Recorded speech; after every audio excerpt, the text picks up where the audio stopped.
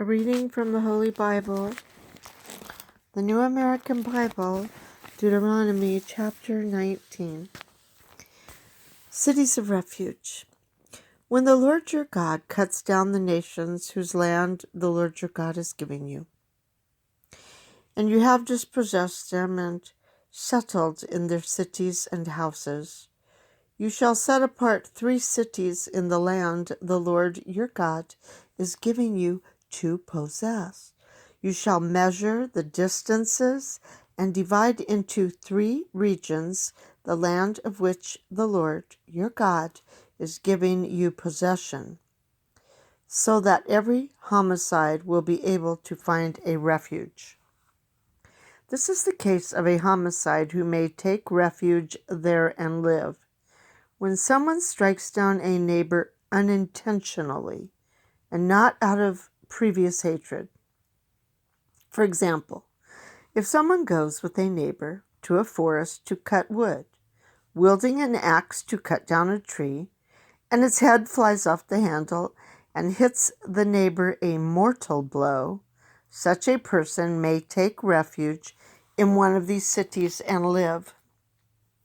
Should the distance be too great, the avenger of blood might in hot anger pursue, overtake, and strike the killer dead, even though that one does not deserve the death penalty, since there had been no previous hatred.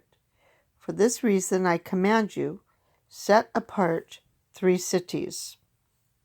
But if the Lord your God enlarges your territory as he swore to your ancestors, and gives you all the land he promised your ancestors he would give, because you carefully observed this whole commandment which I give you today, loving the Lord your God and ever walking in his ways, then add 3 more cities to these 3.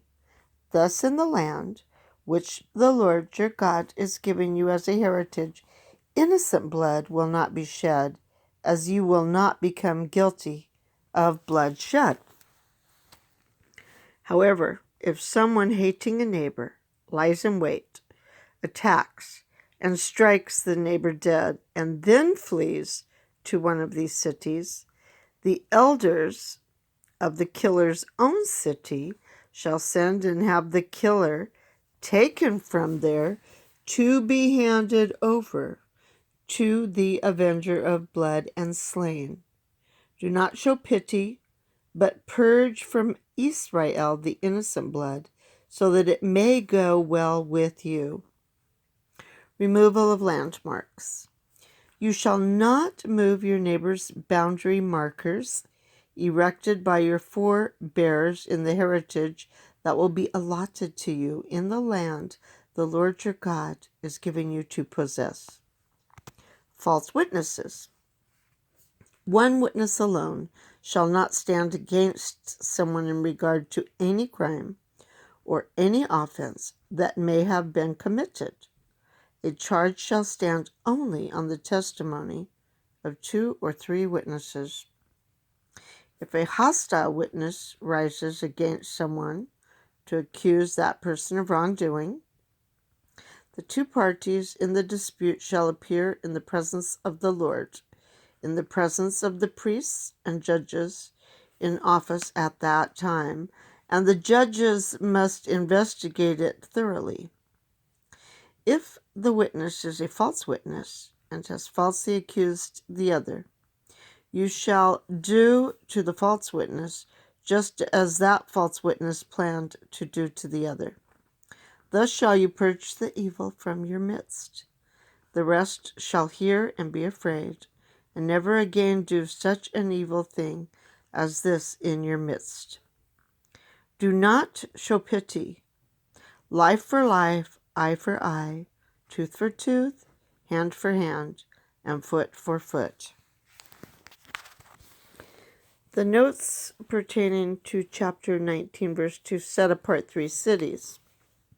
The Israelites were to have at least 6 cities of refuge, 3 in the land east of the Jordan, and 3 in the land of Canaan, west of the Jordan. Numbers 35, 9 through 34.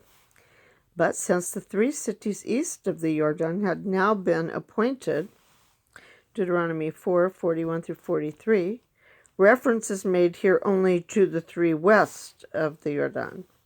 The execution of this command is narrated in Joshua 20. Verse 6, the avenger of blood. See the note on Numbers 35:12. Verse 14, move your neighbor's boundary markers.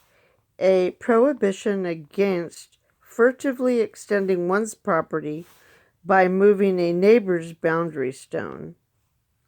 And verse 21, life for life. This phrasing of the lex talionis may seem exaggerated, but the law itself is meant to ensure equity and proportional punishment. Exodus 21, 22 through 25.